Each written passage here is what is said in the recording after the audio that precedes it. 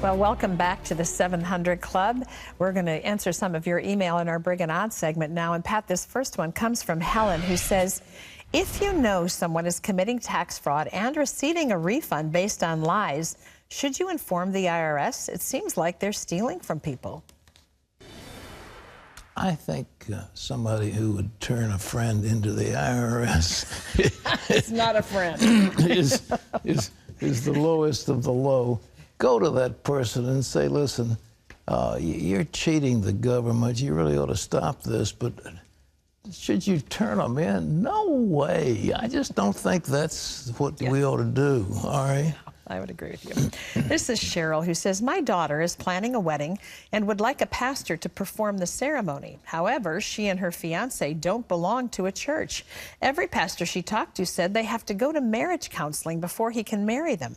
Now they're thinking about getting a justice of the peace to marry them. Does God recognize these marriages? Well, I mean, God recognizes a commitment that you make to each other, that you're going to live together. But I think what these pastors are doing is telling you something that you need to know. You need counseling, and you start off life without knowing what it is you need to do. I think these pastors are doing you a great favor, and you ought to take their advice and listen to what they have to tell you.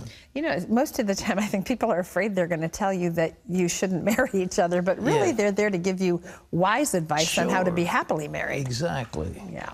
Okay, this is Karen, Pat, who says, my husband has a bad habit of using four-letter words. We're both Christians, and it really bothers me that he does this, especially around my adult sons.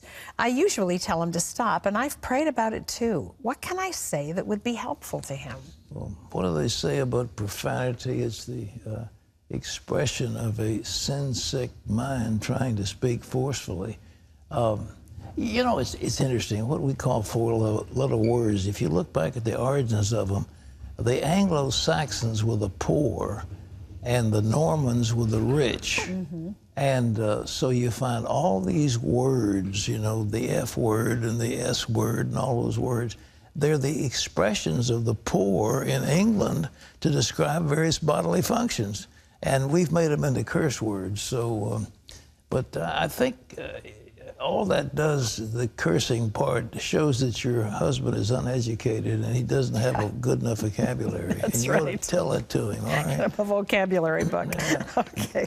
This is Marianne, who says, I was healed of cancer in 2010. I want to know if I disobey Jesus, can he take away his blessing and healing? I'm being consumed with condemnation for getting involved with an unbeliever and going to him with my problems.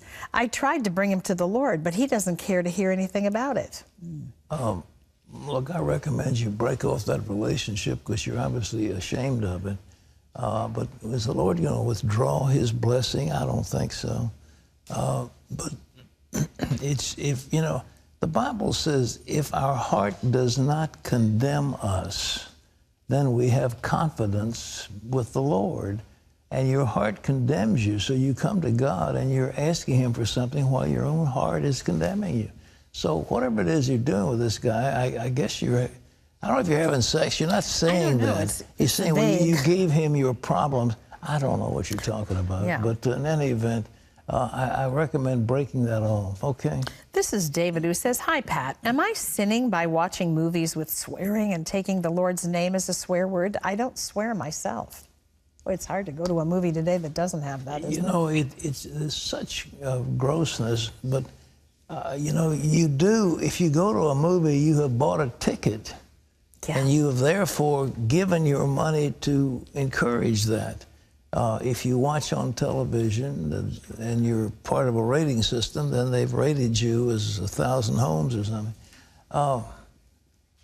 I don't know what to say, but the Apostle Paul said, if we don't associate with the ungodly in this world, we would have to leave the world. The world is ungodly, and we're pretty hard to get away from all the profanity and the grossness that's out there.